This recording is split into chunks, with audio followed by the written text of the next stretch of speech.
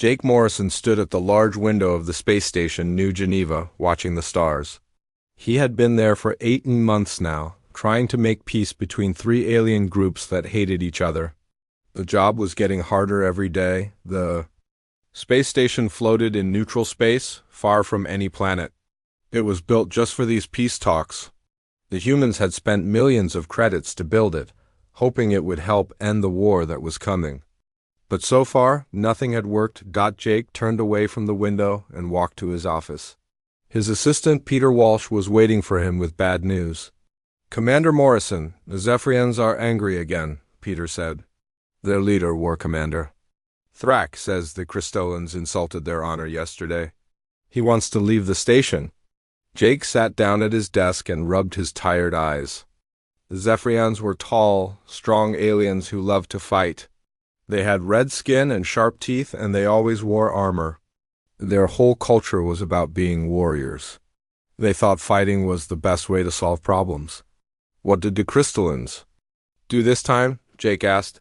"Logic Prime Vexel called their battle plans inefficient," Peter replied. "You know how the Crystallans talk? They think everything can be solved with math and computers." Jake knew the Crystallans well. They looked like walking crystals with bodies made of clear, hard material. Light moved through them when they thought. They were very smart, but they did not understand feelings at all. To them, everything was just numbers and logic. "And what about the ethereals?" Jake asked, though he already knew the answer would. "Be bad, Mind Touch Sinar says both groups have clouded thoughts," Peter said. "She thinks they should just let the ethereals lead everyone because they can read minds." The ethereals were the strangest of the three groups. They looked like tall, thin humans, but their skin was pale blue and their eyes glowed white. They could talk to each other without speaking, using their minds. They thought this made them better than everyone else. Jake walked to the meeting room where all three groups were supposed to talk. As he got closer, he could hear angry voices. Through the door, he saw War Commander Thrak standing up, his red face even redder than usual. "Humans are weak," Thrak shouted. "Your people cannot even fight properly. How can you make peace when you know nothing of strength?" Logic Prime Vexel's crystal body flashed with cold light. "The probability of successful negotiations decreases. By 12.7% each day we remain here. Human methods are proving statistically ineffective." Mind Touch Sinar sat quietly, but her glowing eyes showed she was angry too. "These discussions are pointless. Neither of you can see the truth. Your minds are too simple." Jake opened the door and walked in. "Please, everyone sit down. We need to talk about this calmly." But Thrak was too angry to listen. "Calm? There is no calm in war, human. My people are ready to fight. We have waited too long for peace that will never come. War will destroy us all," Jake said. "Your three groups have weapons that can blow up entire star systems. If you fight, billions will die. Then let them die as warriors," Thrak said. "It is better than this endless talking." Jake looked around the room. These three groups had been enemies for hundreds of years. The Zephyrians wanted to conquer everything. The Crystallans wanted to control everything with their technology. The ethereals wanted to rule everything with their mind powers. None of them trusted the others, but if they went to war, humanity would suffer too. Human colonies were spread across the galaxy, right in the middle of where the fighting would happen. Earth itself might be destroyed. "There has to be another way," Jake said quietly. Dr. Lisa Grant was in her lab, studying the three alien cultures. She had been watching them for months, trying to understand how they thought. She was getting close to something important. Lisa looked at her notes about Zephyrian games. They liked to fight with weapons and test their strength. But they did not have games that made them think ahead and plan. The Crystallans had complex math problems and computer simulations. They could calculate millions of possibilities in seconds. But they did not have simple games that anyone could play. The ethereals had mind-linking exercises where they shared thoughts. But they did not have games where they had to figure out what someone else was thinking without reading their mind. Lisa realized something amazing. None of these advanced alien cultures had created anything like chess. Chess was a human game that was thousands of years old. It was simple enough for a child to learn, but so complex that even computers had trouble mastering it. It required planning, patience, and the ability to think like your opponent. Lisa grabbed her notes and ran to find Jake. She found him in the meeting room, looking tired and worried. The three alien groups had left, and Jake was alone. "Jake, I think I have an idea," Lisa said, breathing hard from running. "I hope so," Jake replied, "because I am running out of options. Thrak says he is leaving tomorrow. If the Zephyrians go, the others will follow. Then the war starts." Lisa put her notes on the table. "What if we could find a way for them to compete without fighting? Something that would test their minds instead of their weapons? They have been competing with words for 18 months. Jake said, "It is not working." "No, not with words," Lisa said excitedly. "With chess." Jake looked confused. "Chess? The board game?" "Think about it," Lisa said. "Chess is pure strategy. It does not matter how strong you are or what technology you have. It does not matter if you can read minds, because you have to figure out what your opponent will do by looking at the board." Jake was starting to understand. "So it would be fair for all three groups?" "Exactly," Lisa said. "The Zephyrians could use their tactical thinking. The crystallines could use their ability to calculate. The ethereals could use their skill at understanding others. But none of them would have a natural advantage." Jake thought about this. It sounded crazy, but maybe crazy was what they needed. But they do not know how to play chess. "We could teach them," Lisa said. "Give them 6 weeks to learn. Then have a tournament. The winning group gets advantages in the final peace negotiations." Jake looked at Lisa's notes. She had studied these aliens for months and understood them better than anyone. If she thought this could work, maybe it was worth trying. "You really think a board game could stop a galactic war?" Jake asked. "I think it is the only thing that might work," Lisa said. "These three groups have never found anything they could all respect. The chess is different. It is about thinking, not fighting. It is about planning, not just being strong. It is about understanding your opponent, not destroying them." Jake made his decision. It was risky, but doing nothing was even more dangerous. "Okay, let us try it. But first, we need to get them to agree." The next morning, Jake called all three groups to the meeting room one more time. War Commander Thrak was ready to leave. Logic Prime Vexel was calculating the odds of war. Mind Touch Sinar was reading everyone's thoughts. "Before anyone leaves," Jake said, "I have one more idea. What if we settled this with a game?" Thrak laughed loudly. "Humans and their games. We are warriors, not children. This is not a child's game," Jake said calmly. "This is chess. It is a game of war, but fought with the mind instead of weapons." Vexel's crystal body flickered with interest. "A strategic simulation? What are the parameters?" "2 players. 64 squares, 32 pieces. The goal is to capture the enemy king," Jake explained. "But to win, you must think many moves ahead. You must predict what your opponent will do. You must be patient and smart." Sinar's glowing eyes focused on Jake. "And you believe this simple game could determine our fate?"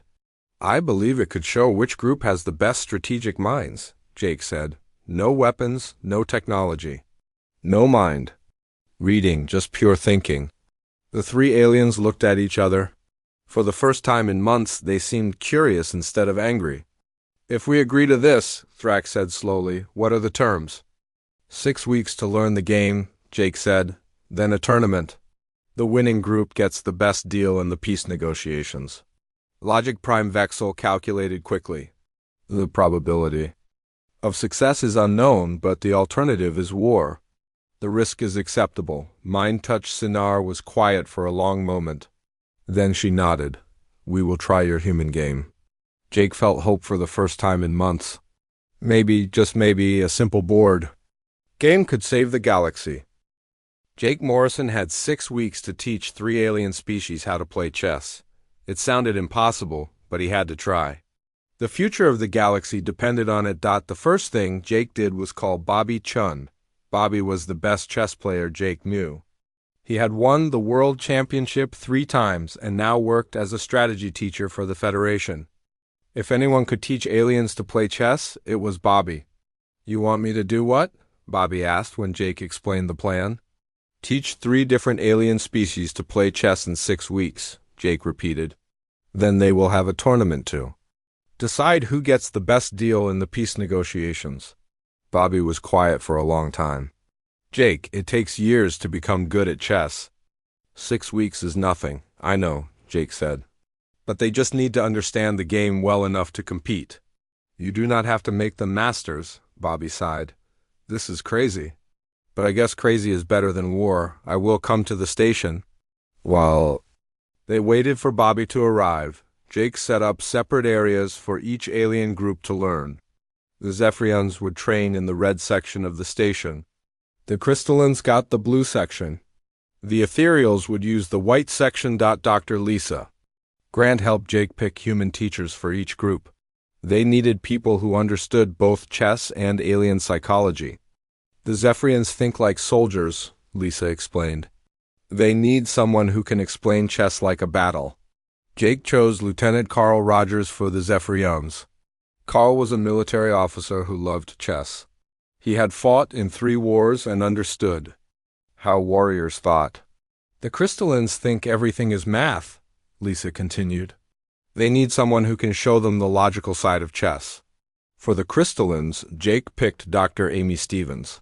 Amy was a computer scientist who had built some of the best chess computers in the galaxy. She could speak their language of numbers and calculations. "The ethereals are the hardest," Lisa said. "They are used to reading minds. They need to learn how to figure out what someone is thinking just by looking at the chessboard." Jake chose Professor Helen White for the ethereals. Helen taught philosophy and had studied how minds work. She was patient and smart, perfect for dealing with the mysterious ethereals. Bobby Chun arrived 3 days later. He was a short, thin man with kind eyes and a sharp mind. He looked at the chess sets Jake had prepared and shook his head. "This is not going to be easy," Bobby said. "Each group thinks completely differently. We need different teaching methods for each one." Bobby started with the Zephyrians. War Commander Thrak and 5 other Zephyrian warriors sat around a large chess board. They looked confused and angry. "This is not a real battle," Thrak complained. "These pieces are too small. Where are the weapons?" Lieutenant Carl Rogers stepped forward. "Commander Thrak, think of the chess pieces as your army. The pawns are your soldiers. The rooks are your fortresses. The knights are your cavalry." Thrak picked up a knight and examined it. "This horse has no rider. The knight represents a mounted warrior," Carl explained. "It can jump over enemy lines just like real cavalry." Bobby watched as Carl explained each piece in military terms. The queen was the most powerful general. The bishops were long-range archers. The king was the commander who must be protected. "Your goal is to capture the enemy king," Carl said. "But you must be smart about it. If you attack too quickly, you will lose your army."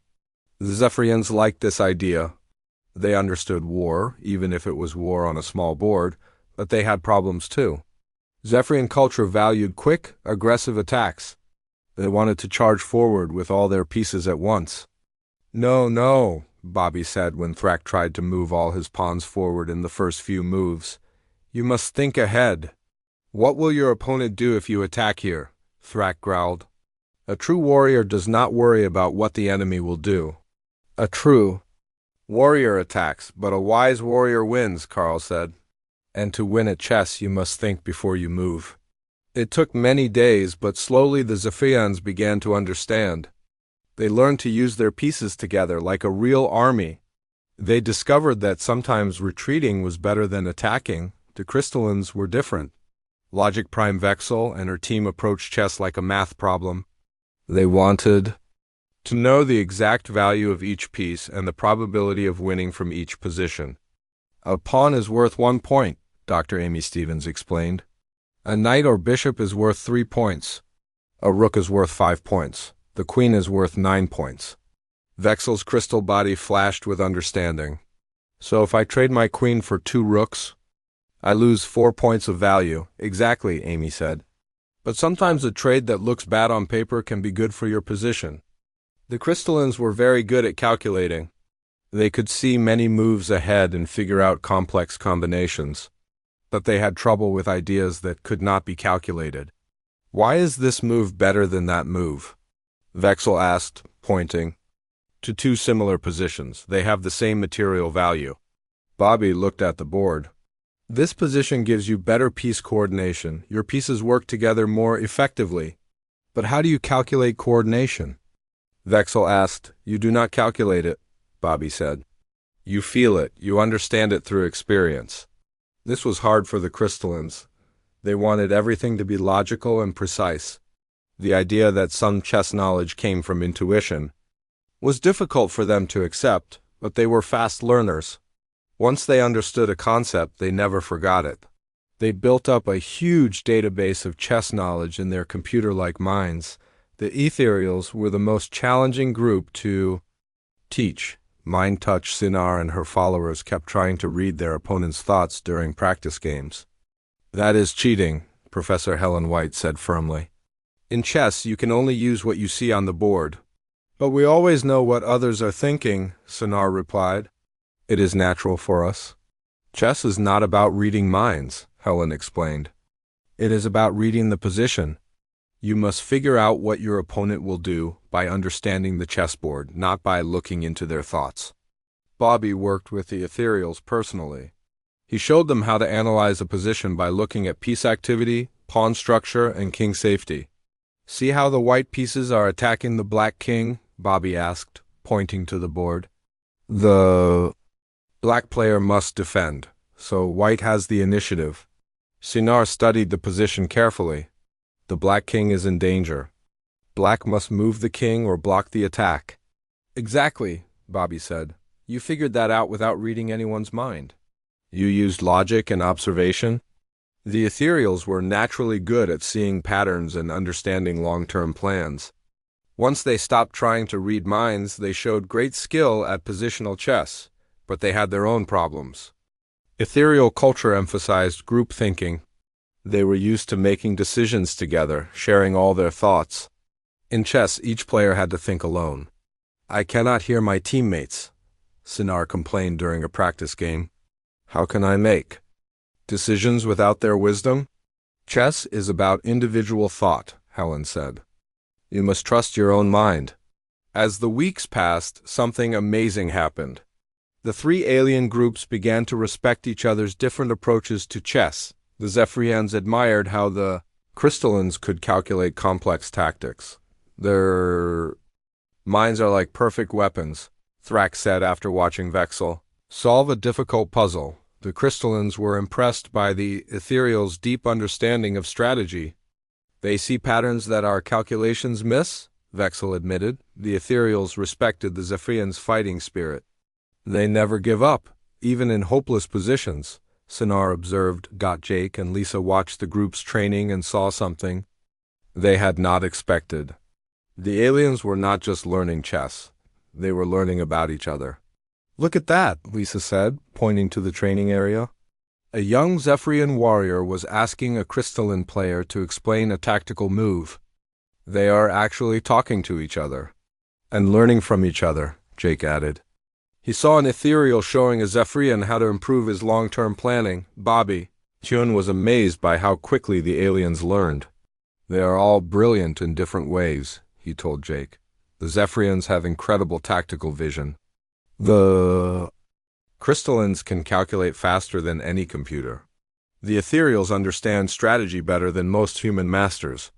But can they actually compete against each other?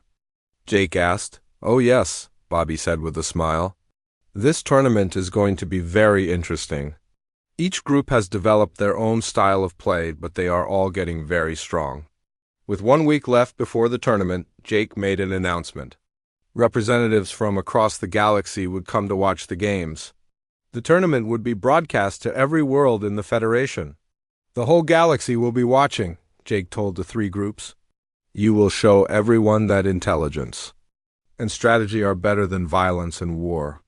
War Commander Thrax stood up. We will not disappoint you, human. The Zephyrians will fight with honor, even if the battle is fought on a small board. Logic Prime Vexel's crystal body glowed. We have calculated our chances. The probability of success is acceptable. Mind Touch Sinar nodded slowly. We understand the importance of this tournament. We will do our best to represent our people with dignity. Jake looked at the three groups and felt proud. 6 weeks ago, they had been ready to destroy each other. Now they were preparing to compete in a civilized way, using their minds instead of their weapons. The space station Harmony was the biggest structure ever built by humans. It took 3 months to construct and could hold 50,000 people. Ships from every corner of the galaxy came to watch the Grand Chess Tournament. Jake Morrison stood in the main tournament hall, watching workers set up the playing tables. Each table had a beautiful wooden chess set and comfortable chairs. Large screens hung from the ceiling so everyone could watch the games. "Are you nervous?" Dr. Lisa Grant asked, joining Jake at the center of the hall. "Very nervous," Jake admitted. "If this fails, we might have a war that destroys half the galaxy." Bobby Chun walked over carrying a thick book of tournament rules. "Everything is ready," he said. 12 players from each group, 36 players total. The format is simple. Everyone plays everyone else once. The group with the most points wins. What do the winners get? Lisa asked. Major advantages in the peace negotiations, Jake explained. Better trade routes, more colony rights, and a bigger voice in the new galactic government. The first day of the tournament dawned bright and clear. The main hall filled with thousands of spectators. Humans sat next to aliens they had never seen before. Everyone was excited and curious. Tom Jackson, the galaxy's most famous news reporter, set up his cameras. "This is history in the making," he told his audience. "Today, 3 ancient enemies will settle their differences not with weapons, but with chess." The opening ceremony was simple but impressive. Jake Morrison welcomed everyone to the tournament. War Commander Thrak, Logic Prime Vexel, and Mind Touch Sinar each gave short speeches. "We come here not as enemies, but as competitors," Thrak said. "May the best strategic minds win. This tournament will demonstrate that logic and calculation can solve any problem," Vexel announced, her crystal body flashing with confidence. "We shall prove that true wisdom comes from understanding the deeper patterns of existence," Sinar declared, her glowing eyes bright with determination. Bobby Chun explained the rules one more time. "Each game has a time limit of 2 hours. Number. Talking during games, no outside help, and absolutely no mind reading," he added. Looking directly at the ethereals, the first round began with a moment of silence. Then the players made their opening moves, and the greatest chess tournament in galactic history was underway. The first game to finish was between Zephyrian player Crag the Bold and Crystalline player Node 7. Crag played aggressively, attacking Node 7's king with his knights and bishops. But Node 7 calculated perfectly, defending against every attack. "The Zephyrian is trying to overwhelm with tactics," Bobby commented to the watching crowd. "But the Crystalline sees everything coming." The game went on for 90 minutes. Crag kept attacking, but Node 7's defense was perfect. Finally, Crag made a small mistake, and Node 7 won quickly. "Brilliant defense," Tom Jackson reported. "The Crystalline player showed why calculation is so important in chess." But the Zephyrians were not discouraged. In the next game, War Commander Thrak himself played against ethereal champion Deep Thought Kala. Thrak had learned patience during his training. He did not attack immediately but built up his position slowly. Kala was known for her deep positional understanding. She could see patterns that others missed. But Thrak's tactical skills were incredible. When the right moment came, he unleashed a powerful attack that Kala could not stop.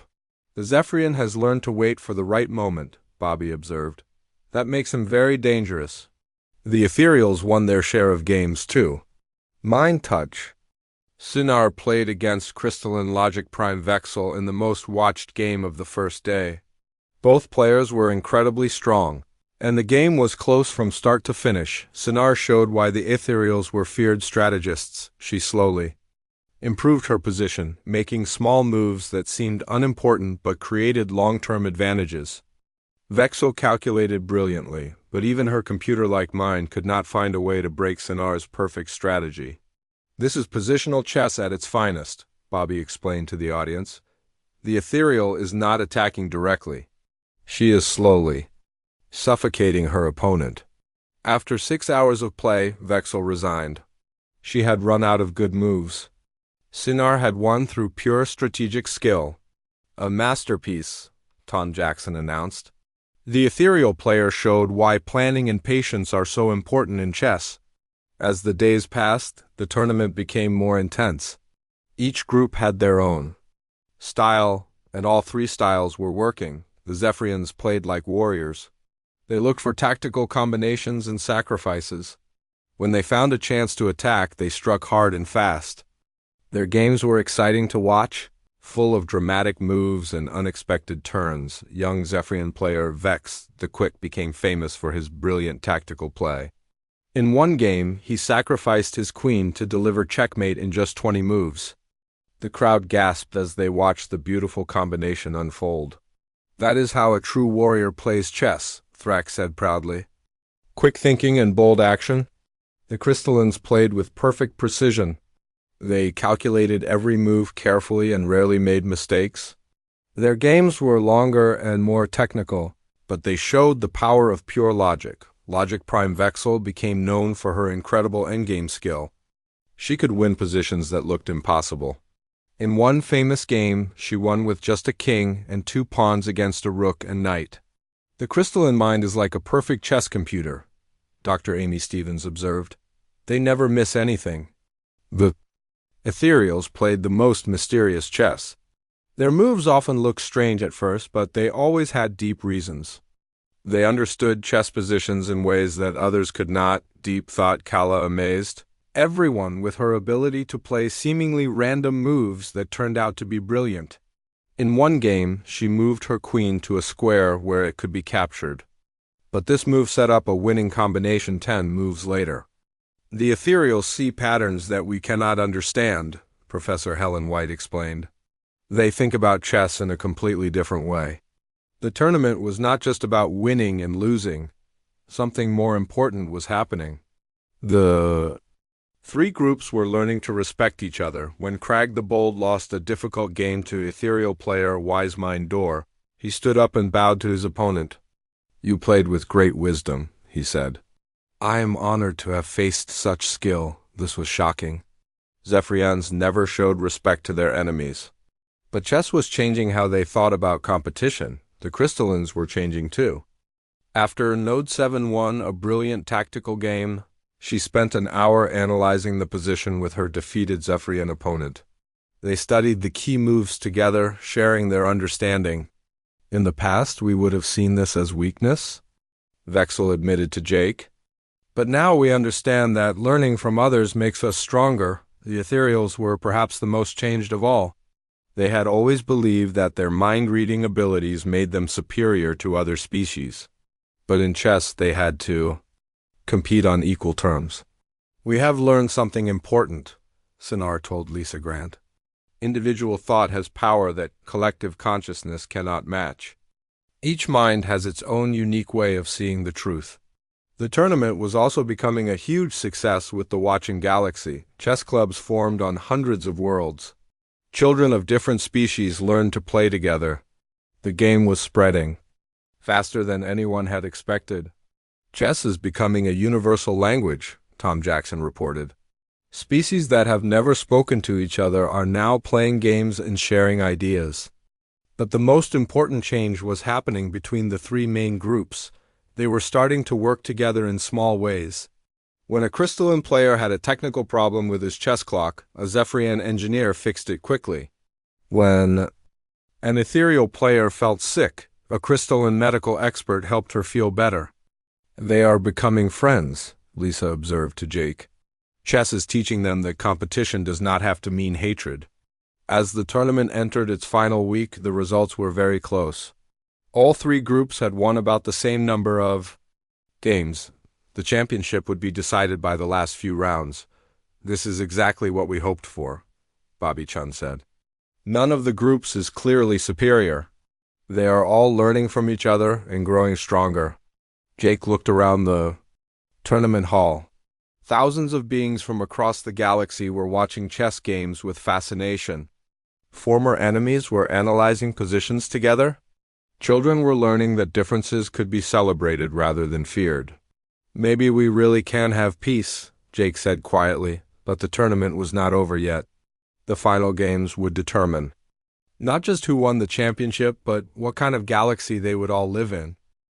The final week of the tournament arrived with tension filling the air. All three groups were tied with almost the same number of points. The Zephyrians had won 43 games. The Crystallins had won 44 games. The Ethereals had won 45 games. Just 2 points separated them all. Jake Morrison sat in his office, looking at the tournament standings. His assistant Peter Walsh brought him coffee and the latest reports. The media attention is incredible, Peter said. Over 2 billion beings watched yesterday's games. Chess sets are selling out on every planet in the galaxy. That is good, Jake said. But what matters is whether this brings real peace. Doctor. Lisa Grant knocked on the door and entered. She looked excited but worried. Jake, I have been watching the players closely. Something amazing is happening, but I'm not sure if it will last. What do you mean? Jake asked. The three groups are becoming friends, Lisa explained. Yesterday I saw War Commander Thrak teaching a young crystalline how to play better tactics. Logic Prime Vexel shared her calculation methods with an ethereal player. Mind Touch Sinar spent 2 hours helping a Zephyrian understand positional chess. Jake smiled. That sounds wonderful. It is wonderful, Lisa agreed. But I worry about what happens after the tournament ends. Will they remember these friendships when they go back to their homeworlds? Before Jake could answer, Bobby Chun burst into the office. He was holding a chessboard and looked very excited. You have to see this game, Bobby said, setting up the pieces. War Commander Thrak just played Logic Prime Vexel, and it was the most incredible chess I have ever seen. Bobby showed them the game move by move. Thrak had opened aggressively, as usual. But Vexel had defended perfectly, using her calculating skills to find the best moves. The game had reached a complex middle position where both players had chances. Here is where it gets interesting, Bobby said. Thrak could have played for a draw. It would have been the safe choice. But instead he played this move. Bobby moved a piece on the board. It was a bold sacrifice that gave up material for an attack. That is very risky, Jake observed. Exactly, Bobby said. And Vexel could have accepted the sacrifice and probably won the game.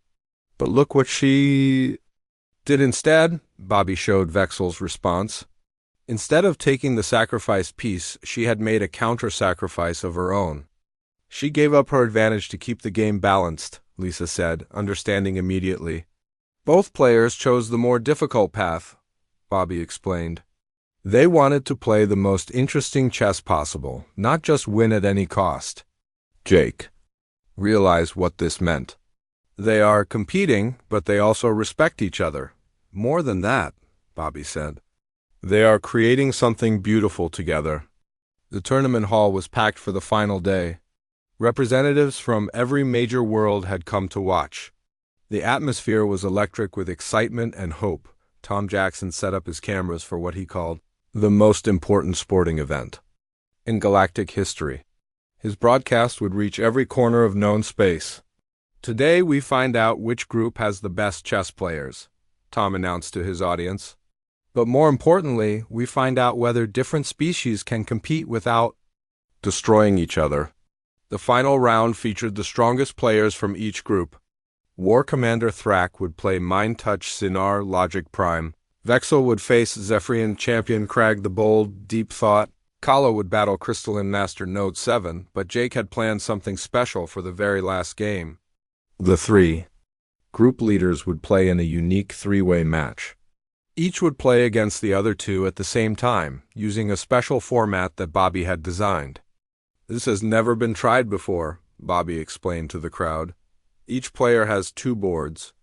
They must divide their attention and play 2 games simultaneously. It will test not just chess skill, but mental endurance and strategic thinking. War Commander Thrak sat down at his boards. To his left was Logic Prime Vexel, to his right was Mind Touch Sinar. Each would play against the other two. "This is like fighting two battles at once," Thrak muttered, but he seemed excited by the challenge. "The probability calculations are extremely complex," Vexel observed, her crystal body flickering rapidly as she processed the situation. "We must find harmony between opposing forces," Sinar said quietly. Her glowing eyes focused on both boards. The games began slowly.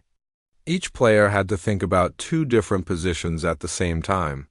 They could not focus all their attention on one opponent. Meanwhile, the other final games were producing incredible chess. Crag the Bold was playing the game of his life. Against Logic Prime Vexel, his tactical vision was perfect, finding brilliant combinations that amazed the watching crowd. "The young Zephyrion is playing like a master," Bobby commented. "His tactics are beautiful and precise." But Vexel was not easily beaten. Her defensive skills were incredible.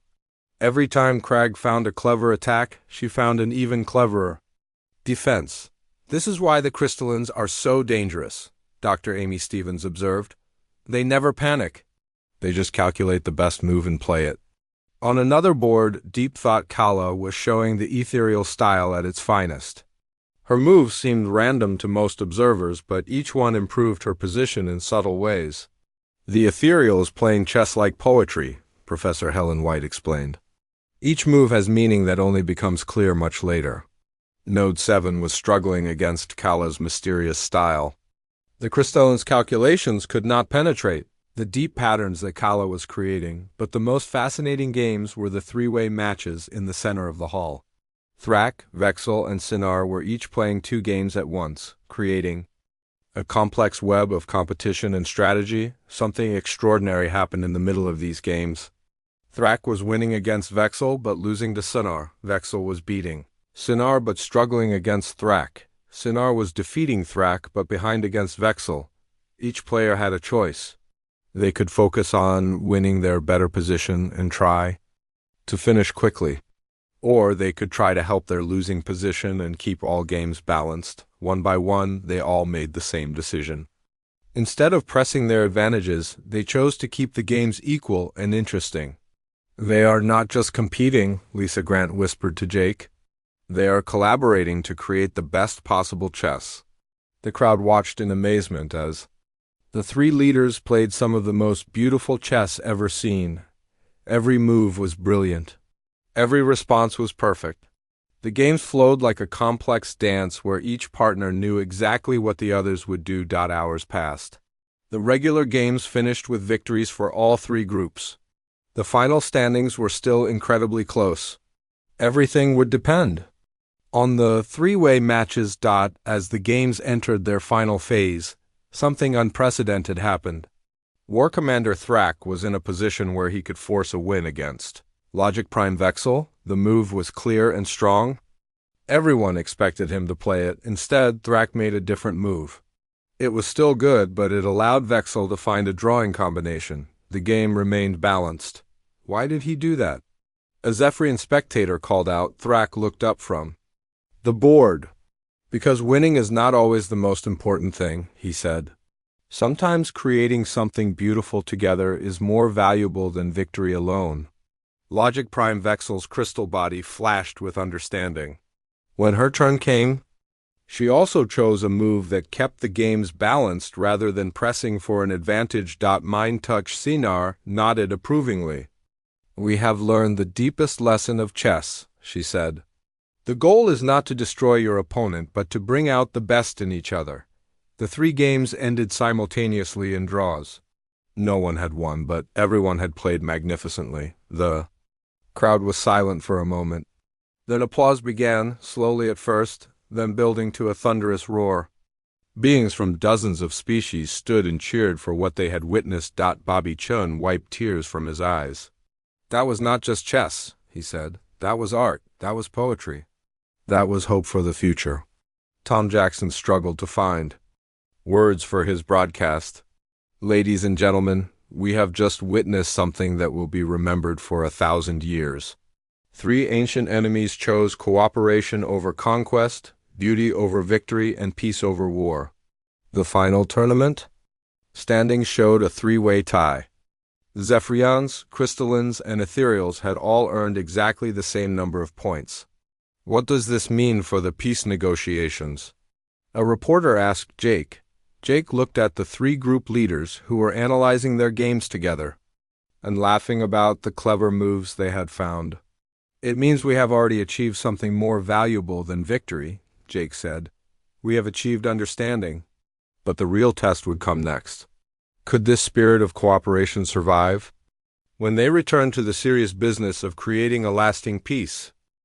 6 months after the Grand Chess Tournament, Jake Morrison walked through the halls of the new Galactic Peace Center. The building was beautiful, with crystal walls from the crystalline worlds, metal artwork from Zephyrian smiths, and floating gardens designed by ethereal artists. It was a symbol of what the three groups could create when they worked together. The tournament had ended in a perfect tie, but that tie had become the foundation for something greater. Instead of one group winning advantages over the others, all three had decided to share power equally in the new galactic government. The Harmony Accords are ready for signing, Dr. Lisa Grant said, joining Jake in the main conference room. She carried a thick document that had taken months to write. Are all the groups happy with the terms? Jake asked. More than happy, Lisa replied. They helped write it together. Every major decision was made by consensus, just like in chess, where the best move is found through careful analysis. The Harmony Accords created a new type of government that had never existed before. The Galactic Council would have equal representation from all species. Major decisions would be made not by voting, but by discussion and agreement. Like chess players analyzing a position together until they found the truth, War Commander Thrak entered the room, but he looked very different from the angry warrior who had almost started a war. He wore simple diplomatic robes instead of armor, and his face showed wisdom instead of rage. Commander Morrison, Thrak said with a respectful bow, the Zephyrian High Command has approved the accords. We are ready to sign. How do your people feel about the new government? Jake asked. At first, many warriors were angry, Thrak admitted. They thought we were becoming weak, but then something wonderful happened. Our young people started playing chess with other species. They began to understand that true strength comes from strategic thinking, not just fighting. Logic Prime Vexel arrived next, her crystal body glowing with satisfaction. The Crystalline Collective has run probability analyses on the new government. Structure. The chances of long-term success are 94.7%. That sounds very good, Jake said with a smile. More importantly, Vexel continued, we have learned that some things cannot be calculated. Friendship, trust, and cooperation have values that our computers cannot measure. But they are real and powerful. Mind Touch Sinar was the last to arrive. The ethereal leader moved with her usual grace, but her glowing eyes showed deep contentment. The Ethereal Council sends greetings to all, Sinar said. We have discovered something remarkable through chess. Individual thinking, when combined with respect for others, creates wisdom that even our collective consciousness could not achieve. The four leaders sat around a beautiful chess table made from wood, crystal, and metal from all their worlds. The Harmony Accords lay beside the chess set, waiting to be signed. Before we sign, Jake said, I want to show you something. He activated a large screen that showed images from across the galaxy. On hundreds of worlds, beings of different species were playing chess together. Human children taught Zephyrian cubs how to move the pieces. Crystalline youth explained tactics to young ethereals. Elderly beings from all species sat in parks, enjoying quiet games together. Chess has become more than a game, Jake explained. It has become a universal language of peace. Dr. Lisa Grant pointed to another image. These are the new Galactic Chess Academies. We have built 50 of them already, with more planned. Young people from every species come to learn not just chess, but strategic thinking, patience, and respect for opponents.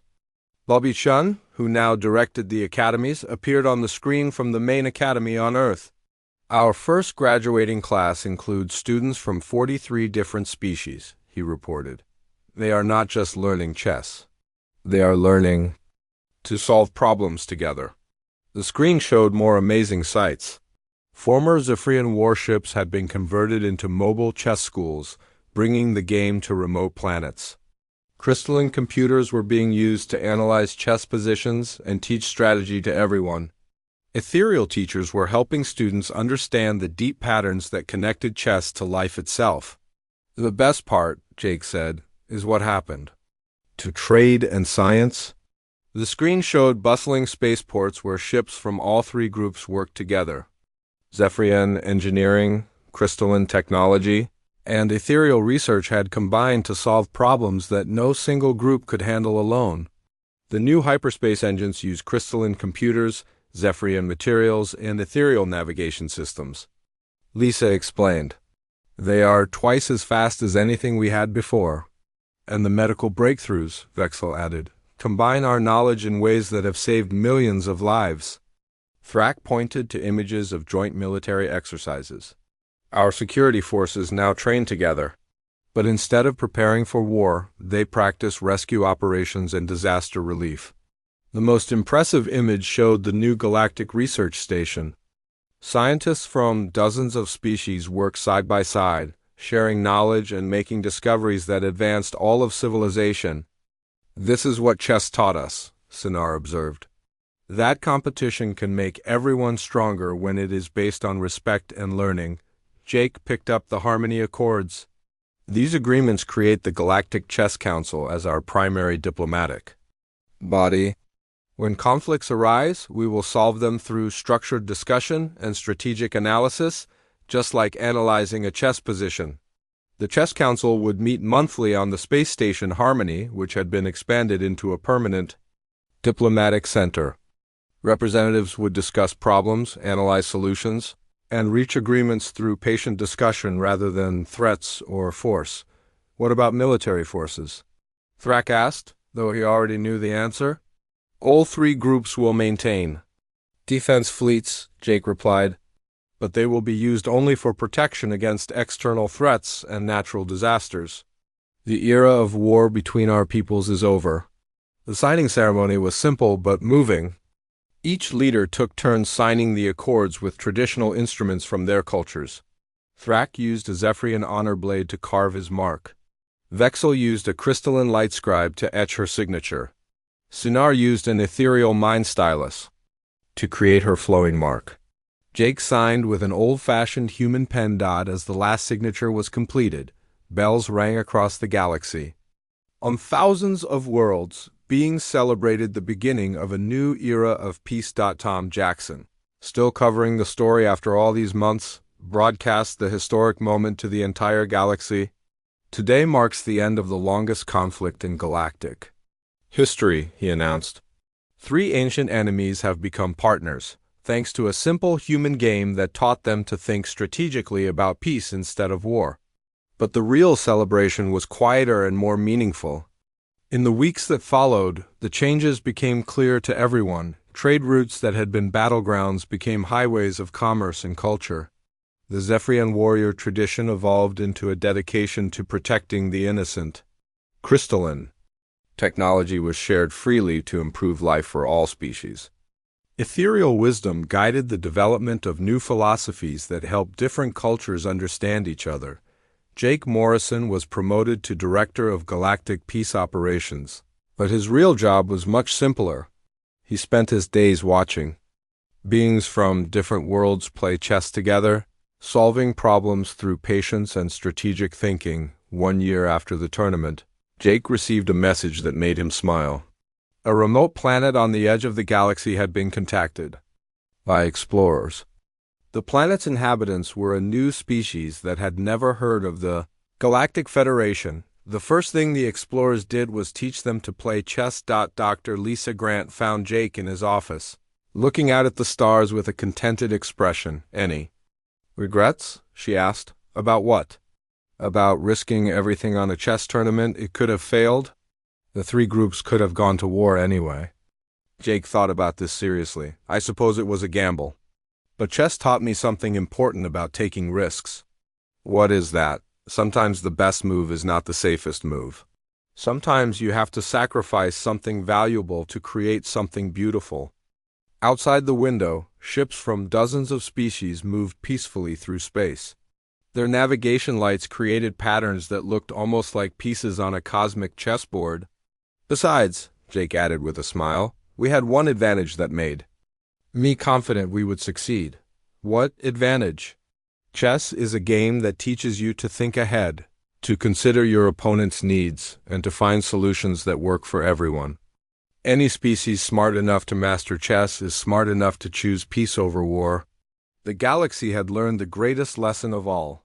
War was not about strength or technology or superior minds. Peace was about understanding that the best victories were the ones where everyone won. And in the end, that was exactly what chess had taught them all. Jake opened his desk drawer and pulled out a small, worn chess set. It was the same set he had used to demonstrate the game to the 3 alien groups almost 2 years ago. He set up the pieces and smiled. Somewhere in the galaxy, millions of other beings were doing the same thing, learning that the most complex problems could be solved through patience, planning, and respect for one's opponents. The game that had started as entertainment for human minds had become the foundation for galactic peace.